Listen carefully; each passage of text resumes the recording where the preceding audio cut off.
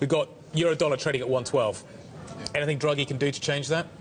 Well, I think that negative rates do have an effect on the exchange rate, and we should expect that they will cut rates by 10 basis points at the March meeting. We think that it's possible they'll cut another 10 basis points in June. That's priced in, though, isn't it? So it's largely priced in. We've talked before about this sort of home bias effect. As things start to calm down, I think that people will refocus on some of the interest rate effects, and that will have more of an impact. So even though you already have that in fact, actually more than 20 basis points over the year, we do think that will start to have an impact. Andrew, what can the ECB actually do, given that they're already buying so many bonds, especially German debt?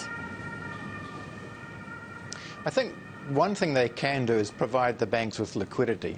So the market is starting to call into question the efficacy of negative interest rates and the ability of the ECB to keep on purchasing assets.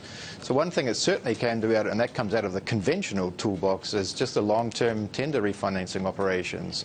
So there are two more LTROs left to go.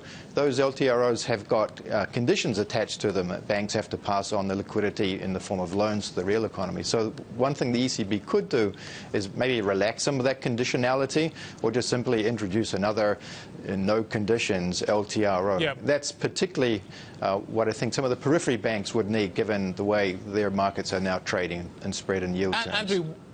Andrew, why doesn't he just step up and buy bank credit?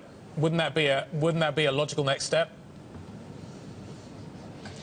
I think that's a much higher bar for the ECB to cross. The ECB is linked entirely to the banking sector. It lends them the liquidity that they need, so it prefers to do that on a collateralized basis as opposed to outright. Where it does take outright risk, it prefers to do that higher in a country's capital structure via government bonds or via securitized assets like covered bonds. So I think, I wouldn't rule out the ECB purchasing bank bonds or even bank stocks, but that's probably as we dig right down into the bottom of the toolkit, and we're not quite there yet.